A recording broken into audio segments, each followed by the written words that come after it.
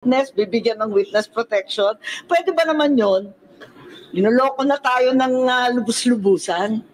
Ang mangyayari ngayon, magre-recant ang mga testigo. Panoorin ninyo, sigurado ako dyan. Isa-isa yan, na biglang babaliktad. Ginagawa ni Saldi. Di ba bakit nung speaker siya, walang effort na pabalikin si Saldico dito? Yan. Hanggang ngayon, si Saldico ang nasa sentro ng kontrobersya. Kung si Saldico ay naging appropriations chairman niya, hindi ba dapat siya ang may gusto na pabalikin si Saldico dito at magpaliwanag kung talagang wala siyang kinalaman? Hindi napag-aralan at ang ginamit ay ang impulsive thinking o yung sinasabi natin na kung ano ang may kumbaga sa papel, ito ibinigay ko sa inyo, hindi na niya siguro nabasa, tuloy-tuloy lang, and then pinatupad, and then ngayon nagkagulo. Ang naging kalaban po niya ngayon ay ang sambayanang Pilipino. Pero Yes. Good morning mga kasama. Nandito naman si Kuya Goods nagbabalik. At syempre, kung di ka pa nakasubscribe sa ating channel, pasubscribe na lang po at hit mo na rin yung bell para lagi ang updated sa ating mga video. BP Sara patatalsikin? Ano ito? Ha? Ano ito? BP, ito ang kanilang huling alas. Ang labo, no? Si BP Sara, di ba tinangka na nga nila yan? Oo, impeachment, buti na lang na-archive. Ngayon, sabi ko nga sa iyo, sabi ko sa inyo, malapit na naman yung 2026, February.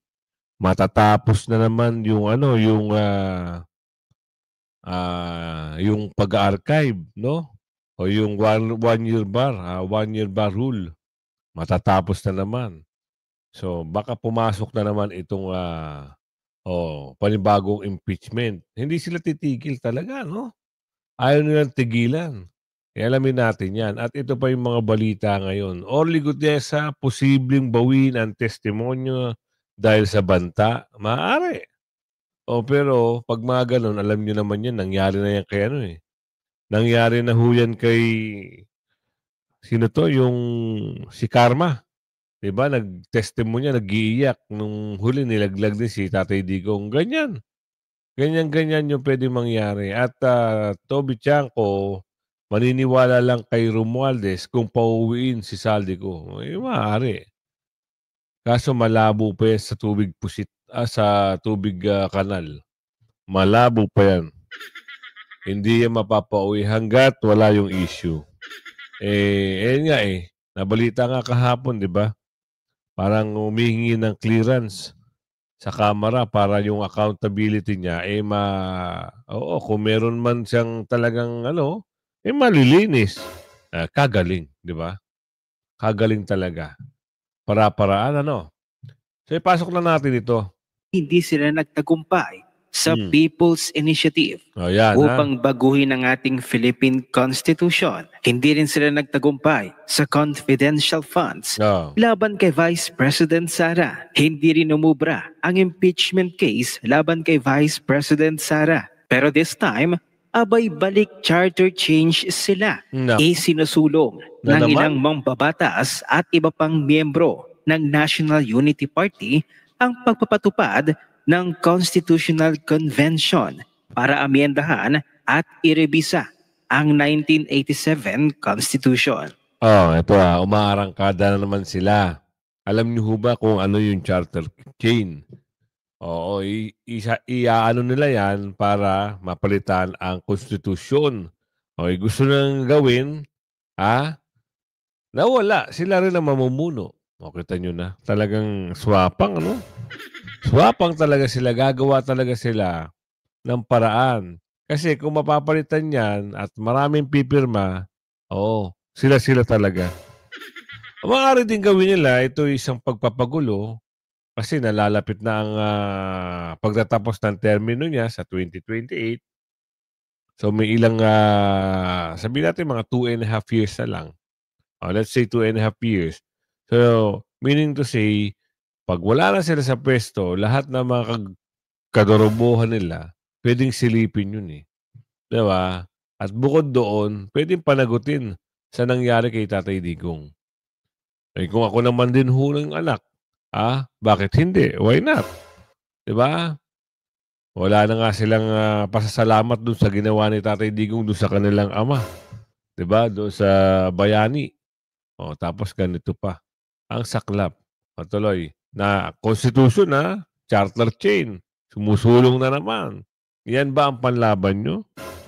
Oo, ang taong bayan ewan ko sa inyo kung taong bayan pakikinggan kayo dyan. Batay sa inihaing House Bill number 5870, nakasaad na kinakailangang baguhin ang konstitusyon dahil sa natuklasang significant imperfections sa mga nakalipas na taon.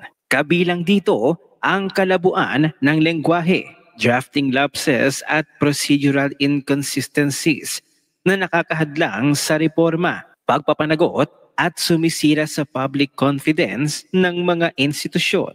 Ilan sa mga naghain ng panukalang batas ay sina Deputy Speaker at Antipolo 1st District Representative Ronald Puno, Negros Occidental 4th District Representative Jeffrey Ferrer, Malabon Lone District Representative Antolin Oret III, Bulacan 2nd District Representative Agustina Dominic C. Pancho, at iba pa.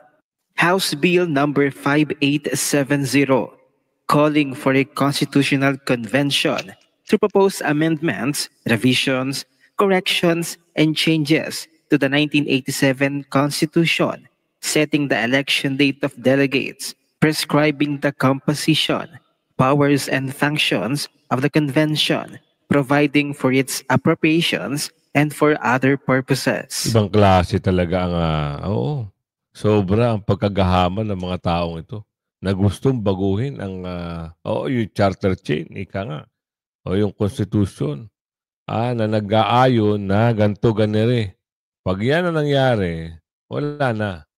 Finish na ang Pilipinas. Kung ano nangyari ngayon, mas lalala pa. Kasi ang mangyayari dyan, pag sila namumuno, sila ang namuno at wala ng palitan, uubusin nila ang kamal-kamal at kaban-kaban ng bayan. Diba? Ganun lang, simplihan lang natin. Masyado silang sakim sa kapangyarihan, ayaw na nilang bumitiw. Parang repeat the history. 'Di ba? Yung tatay nila. 'Di ba? Ganyan ang din ginawa hanggang sa yung mga taong bayan umalma. Ngayon nagdeklara. Yung Marimar naman, bakit naman talaga? Talagang ganyan na ba talaga ang buhay nyo? Dahil ayaw nyo maubusan ng kapangyarihan at kaperahan dahil sisingilin kayo sa mga sa bagay, sanay na kayo dyan, di ba? Nangyari na nga yan, di ba? Doon kayo sa Hawaii. So, iba tayo. Dito tayo sa pagtitistigo ni Gutesa. Ngayon, parang ang mangyayari dito, posibleng bawiin ang testimonya. Bakit ganun? Siguro may kumukumpas at may nananakot. Hindi natin masabi, Aalamin natin yan dito. Kung ano yung mga dapat nyo malaman. Balita, siniwalat po ni Senator Amy Marcos na nakatanggap siya ng impormasyon na dadalo ang whistleblower na si Orly Gutesa sa pagdinig po ng Senate Blue Ribbon Committee sa Biyernes, pero hindi para magdagdag ng impormasyon na kanyang nalalaman, ngunit para bawiin po yung kanyang naunang testimonya.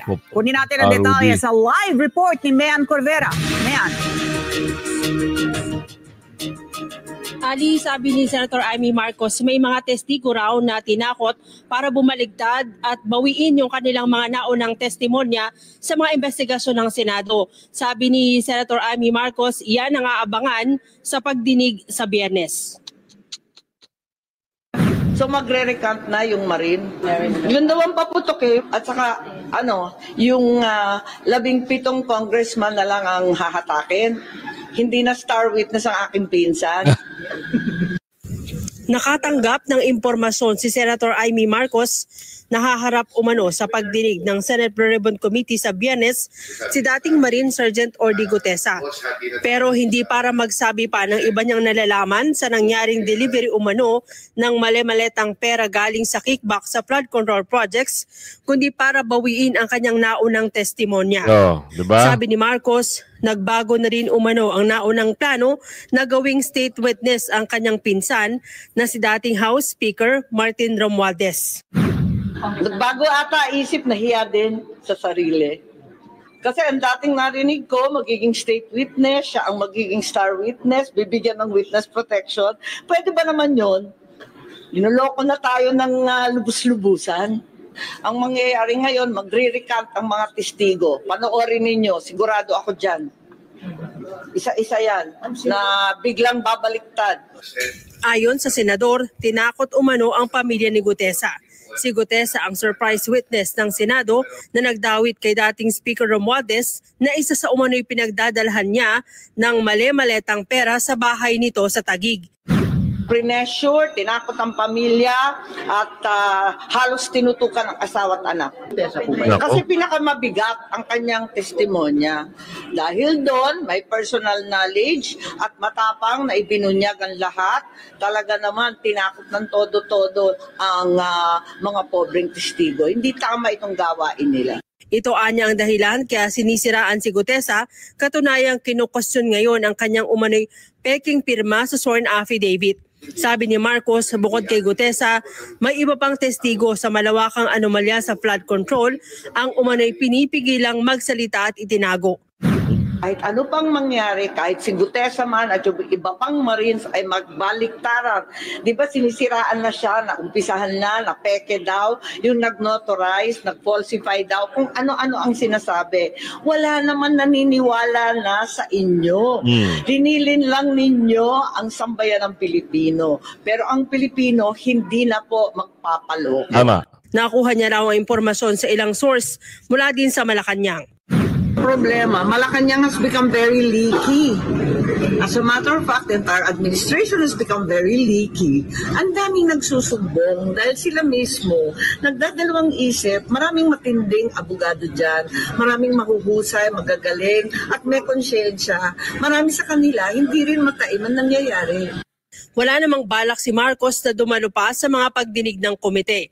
Hindi siya pabor na si Senator Ping Lacson ang muling mamuno sa Blue Ribbon Committee dahil para sa kanya may mga hinaharang umanong impormasyon. Kita nyo na.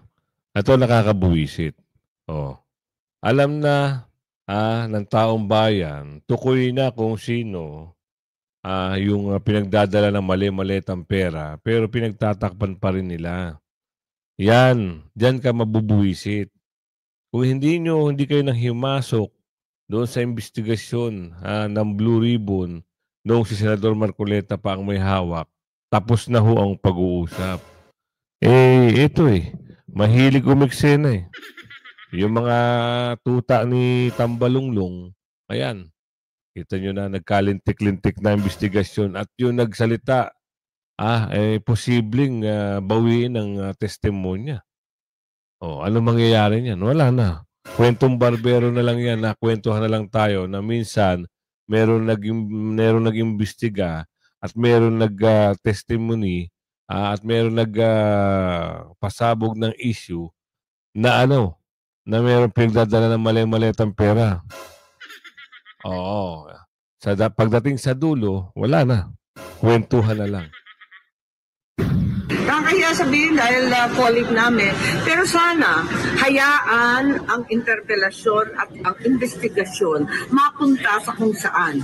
Parang sa tubig yan Pag pina-flood control mo, mas lalong huhupa. Kaya kinakailangan, huwag inaawat, huwag pinipigilan. Walang pigil. Dapat tuloy-tuloy. You go where the evidence leads you. Tiisa na lang kung sinong matumbok. Di ba? Ano na sabi? Ayaw na rin ni Senador Amy Marcos umatin. Kasi nga daw, parang mayroong pinagtatakpan. Hindi na nga raw kasali yung kanyang pinsan. Anong masasabi nyo? Wala na. Finish na ang issue. May panibagong issue. Posible na yung charter chain ay isulong muli. Papaganahin na naman nila ang kanilang mga... Ngayon, ang tanong doon, taong bayan, ano masasabi nyo yan? O, andyan ho yung comment section, mag-comment ho kayo. Pag sinulong na naman nila, di ba, pinalakad na nga nila dati yan, buti na napigilan. Yung People's Initiative o pagpapirma. Ganon din yan. So, dito tayo kay Manong Chobi. Totoo kaya na mapapauwi si Saldico? Maniniwala lang siya. Dito kay Malulong, kung mapapauwi niya si Saldico, malamang pag natapos na issue, saka uuwi yan. At wala nang issue na magiging issue. Finish na ang kwentuhan. And under its mandate, can actually investigate public officials, elected officials, even with the sin of omission. Yes. So, for our viewers, it's yung hindi mo ginawa na dapat ginawa mo. Yun ang ibig sabihin nun. So, Ombudsman Remulla mentioned the former speaker Martin Romualdez's name as he is responsible for appointing and allowing Zaldico to be chairman of the Appropriations Committee. Do you agree that the former speaker has to be held into account for that alone, or there should be more? Okay, ito yung sasabihin ko. Hindi ako, because of his actions, hindi na ngayon ako makapaniwala na hindi niya alam yung ginagawa ni Saldi. Di ba bakit nung speaker siya, walang effort na pabalikin si Saldico dito? Hanggang ngayon, si Saldico ang nasa sentro ng kontrobersya. Kung si Saldico ay naging appropriations chairman niya, hindi ba dapat siya ang may gusto na pabalikin si Saldico dito at magpaliwanag kung talagang wala siyang kinalaman? Di ba? I mean, logic yun. Saldi, ikaw, sinisira mo yung pangalan ni Martin Romualdez. Di ba dapat si Martin Romualdez, umuwi ka dito, paliwanag mo yan. Wala naman siyang ginagawa. So what does it say? All right. So, ang tanong doon, siya ba yung may ayaw na pauwiin si Saldi? Sino? Anong palagay po ninyo? Hindi. I have my timetable. Pag hindi yan napauwi by December 31, iba na talaga yung isip ko. Makukumbinsi na ako ng mga kausap ko na baka talagang ayaw pauwiin. Because right now, ang sinasabi ko, pag kinakausap ako, sabi ko hindi. Naniniwala ako, kailangan pauwiin si Saldi. Pag December 31, hindi mapauwi si Saldi, maniniwala na ako dun sa mga kausap ko na talagang ayaw pauwiin si Saldi ko. Tama. That is my personal timetable. Okay. Are you still hopeful? The president wanted a change. It was the president who started this. He called it out. He came out with a list of contractors. The president formed ICI. Yes. The president gave that speech, mahiya naman kayo. It was the president's budget that was mangled. Looking at where we are now, are you still hopeful that President Marcos Jr. will really do the right thing even if it hurts him or his family? Yes, because it will not hurt him because he is not involved here. I know that personally. There were personal conversations, I will not expound, but I know wala siya dyan. Siya, wala. Yun, sigurado ko yun. So, anong dito? Di ba? So you are hopeful and still optimistic? Yes. Up to December 31. Okay. Up to napauwiin si Saldi. Oo. Sinabi ni Senator Ping Lacson, who's back in the Blue Ribbon Committee, by the way, is kung hindi daw siya maka-attend, ay pwede siya mag-Zoom, right? To go to an embassy. What are your thoughts on that? May favorite. I will not comment on that because that's a decision of the Senate. Kaya ang point ko lang ganito. Nakita natin... kung hindi maka-attend, pwede daw mag-Zoom. Anak ng bugi naman. Diyos mio. Ganda ng pag-uutak nun, ano? Ni Tocson. Meron pang option. Parang, ang tawag doon, parang kinukonsinti nyo pa na, wow, ibang klase. Gobyerno ng Pilipinas, puro. Oo. Yung gobyerno, di ba pag nakikita mo isang tao, walang balak umuwi. Di ba dapat mas porsigido ka na ibalik siya dito? Tama. Kasi, Nung sa House sabi niya may sakit, hindi naman nagpakita ng medical certificate. Ngayon sinasabi security threat, di ba? Sinabi ba ng PNP, ng NBI, ng NSA na may security threat? At kung security threat man yan, that is not reason not to answer charges, di ba? Walang batas na nagsasabi pag may security threat, exempted ka magsagot ng mga paratang sa'yo. Nasupalpal itong si ako. Kung ayaw mo umuwi, naku. Sabihin nyo na maaga. So, diba, isipin nyo mga kasama, parang wala na talaga silang balak. Kahit sino naman siguro talungin, dito ako namangha sa balita na ito. Si Ate Windra Portun, meron hong bagong binasa na tarot card. Ito ay patungkol dito kay Bungit-ngit. Alamin natin kung ano ang nakasaad sa kapalaran. Kung bababa sa pesto, bababa sa pesto, o bababa sa pesto, o bababa. Alamin natin to. Na ako ay pantay. Naririnig nyo naman ako tungkol sa pagtatarot sa ating Vice President. Ngayon naman, President ang ating itatarot. But before that, kung napansin nyo, nagtarot na po ako tungkol sa ating President. At maraming warning noon ang tarot sa kanya. Na actually, kung pinakinggan lang po at nanawagan pa ako na kung sino ang nakakarinig ay payuhan ang ating President, kung yun lang po ay nasunod, hindi po sana nagkaroon ngayon ng isang maatikabong paglalabas na komisyon ng sanlibutan na ikinabagsak. Sinabi ko po yan noon, babagsak at iikot ang sitwasyon. Mawawala ang tiwala ng mga tao sa mga tauhan ng ating gobyerno. Nangyari di po ba? So, ngayon po, eto na naman tayo. Ipapaliwanag ko na naman na ito po ay pantay na pagbabasa ng tarot.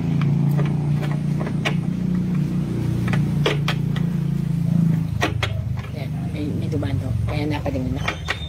Gabi ho dito ngayon, kaya medyo creepy. Binabalasa ko lang ho. Para, eto na ho. Huwag yung, para po sa ating tapusin nyo to para malaman nyo kung ano yung nabasa rito sa kanya. Kita nyo po ang tarot. Medyo may reflector lang kasi gold siya ngayon. Siya yung feel ko. Pakita mo sa akin kung ano ang dapat kong ipaliwanag at sabihin. Ang lahat ng aking sasabihin ay naayon sa iyong ipakikita at ipagtatapat sa sanlibutan. Bongbong Marcos, Presidente ng Pilipinas. Yan po ha. Kita nyo po, pre-scattered po yan. Ang sabihin yan, talagang ginugulo ko po para walang bias. Walang sabihin yung scripted. Ayan. Dito pipili lang po ako. Since hindi po ako si ating President, i-represent ko po ang pangalan niya. Ay, naglaro pa ako yan.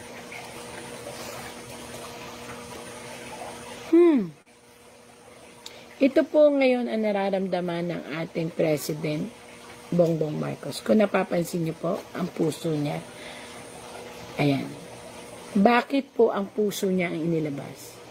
Sa nangyayari po ngayong tensyon, sa nangyayari po ngayon na balitaktakan, sa totoo lang po, walang masisisi kung hindi siya.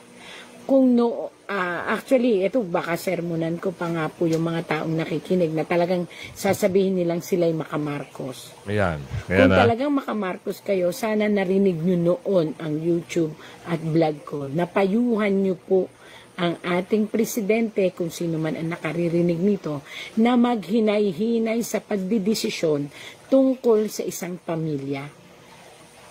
Dapat po lahat ng nangyayari, kahit sabihin pa po natin na alam niya o hindi niya alam, at the end of the circulation of the game, sa kanya ito ibabato at siya ang mawawalan ng reputasyon at pangalan kapag itinuloy niya ang laban sa Duterte family. Yan ha. Unang bana. Sinasabi ko na po ito noon kasi nangyari na eh. So it means totoo ang aking hula, totoo yung vlog.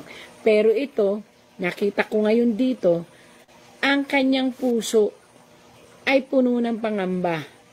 Bakit? Sa nangyaring sitwasyon ng butuhan, ipinakita ng sangbayan ng Pilipino na ayaw na nila sa sitwasyon ngayon. At bakit nangyari yon? Dahil po sa, hindi natin alam, kasi ang nakalagay lang dito is dahil sa mga desisyon na hindi napag-aralan.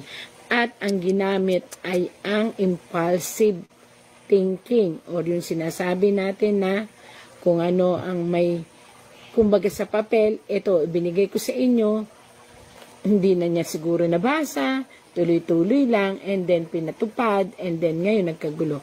Ang naging kalaban po niya ngayon ay ang sambayan ng Pilipino. Pero marami pa rin naman po nagmamahal sa kanya. Ayan, ang dami pa rin naman po nagmamahal sa kanya. Again and again, kung may nakakarinig po nito na President Marcos po, sana po mapagpayuhan na wag basta makinig, wag basta magdesisyon. Hanggat maaari, i-stop ang lahat ng issue sa isang pagkaing nagbigay sa iyo ng anghang. Kasi kapag ito ay nilagyan mo pa ng nilagyan ng anghang ang isang issue na yan, maniwala po kayo, mapapasok kayo sa dulo. At ang kalalabasan ng pagkapasok, sunog. At ang sunog, pagkawala ng kung anong meron. Tama. Pangalawa. Hindi ko alam, again po nagbabasa lang ako ng tarot. Hindi ko alam kung sino itong lalaking ito na sobra niyang pinoproteksyonan. Naku, alam na, kilala na. At itong protection na to is nasisira ang reputasyon ng ating President Marcos. Ako po ay hindi po bias. Ako po ay pantay. Binabasa ko lang po ang sinasabi. Ayan mahal po, na mahal na pinsan. Isang lalaki na pinoproteksyonan niya. Ayan, isang lalaki na malapit sa puso nila. At ito ay may parang matatanggap, may tinatanggap itong kayamanan or pera or what na ibibigay ng siguro parang mayroon silang hinahabol na pera or batas na para talaga sa kanila. Kaya ayan may cup siyang hawak, tapos may isda. Ibig sabihin, matagal na itong kayamanan o pera o anuman mahalaga na kaya nasa cup, gold pa yung cup. Ibig sabihin, malaking halaga ito na yon ay mapapasa kamay ng lalaking yon. Pagkatapos, may usaping agreement. Hindi ko alam kung ano ito. Ayan po. Yan ang pinoproteksyonan. At sa pagproteksyon niya po dito, hindi ko alam kung sino itong lalaking ito, ay maaari pong masira ang reputasyon niya bilang isang presidente. Hindi ko po alam. Wala naman po sa ganyan-ganyan. Binabasa ko lang po ang tarot. Isang revelasyon ng inyong tarot na parang ngayon lang kayo nagigising na may 1, 2, 3, 4, 5, 6, 7 tao po ang parang bubuyog na bulong ng bulong sa inyong tenga ang sinunod ninyo. At kung sino man po ito, na 7 taong ito, kung naririnig nyo man po ako, aming presidente, sana po ay hihinto nyo na po ang pakikinig dito sa 7 taong malalaking ito na bubuyog. 7, 1, 2, 3, 4, 5, 6, 7. 7 po siya. 1, 2, 3, 4, 5, 6, 7. 7 talaga. 7 siya na tao, pero ang isa, hawak mo. Ibig sabihin, nasa paligid mo lang at babae ito. Sana po lahat ng bulong-bulungan, lahat ng mga request, lahat ng mga pinag-uusapan ay pag-isipang mabuti. Kasi po, nakita po dito na kaya kayo nakabikaka, ayan, kaya po kayo nakahawak ng ganyan, ang ibig sabihin po nito ay failure ang kalalabasan ng kung ano man pong pag-uusap na iyon.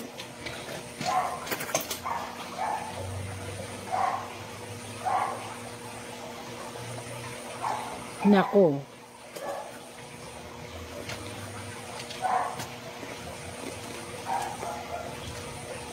Ang sitwasyong ito ngayon na inyong kinakaharap po ay kinakailangan yung pagkaingatan. Kumuha kayo ng magaling na advisor na tuturuan kayo ng tama. Kasi po may isang malaki pong pagsubok na darating sa inyong pagkapangulo. At ito po ay tungkol sa mga tao na magpupumilit na kayo ay pababain sa pwesto. Sinabi ko na po yung totoong nakita ko po. Wala po akong... Sana magkatotoo lahat yan. Ayan po. Mga para mapabagsak tao na yan. Na pinamumunuan ng unexpected na tao na babaliktad sa iyo. Naku. May tao pong babaliktad sa inyo. Naku, sino? Na yun din ang magkakanulo para siguro para linisin ang sarili niya. Dahil nga may ipit kayo sa kaguluhan. Yun po ang lumabas sa taro. Ikaw ba yan? At dahil doon, taong bayan na naman ang gagawa ng paraan. At magre-request na kayo po ay bumaba sa upuan. So yan po ay parating na pagsubok sa inyo. Para po hindi na mangyari yan, ang clue, pag-isipang mabuti. Kung maiisip nyo po, hindi ako against, wala akong against. Ako po ay nagbabasa lang at ibinibigay lang ng tarot ang kasagutan kung paano mababawasan po yung sitwasyon na yan. Ibig sabihin, pag-isipang mabuti lahat ng desisyon. Hanggat maaari, parang pagkain mo yan eh. Hanggat maaari, ikaw ay umiwas sa sobrang anghang. Napasok ka na nung una, huwag mo nang uliting hawakan. So yung mga, hindi po ako nakikialam, nagbibigay lang po ako ng payo. Yung mga kasamang mga nagsasalita sa inyo na, oh, ganito, ituloy ito, o ituloy nyo ang impeachment, o ito naman, request for impeachment. Tandaan nyo po, napaso na kayo sa ama. Huwag nyo nang hayaang mapaso ulit kayo sa anak. Pag-aralang mabuti. Bongit-ngit, kung naririnig ka at kung sino man ang nakakapanood nito, dyan sa mga kampo ni Bongit-ngit, sabihan nyo na yung amo nyo.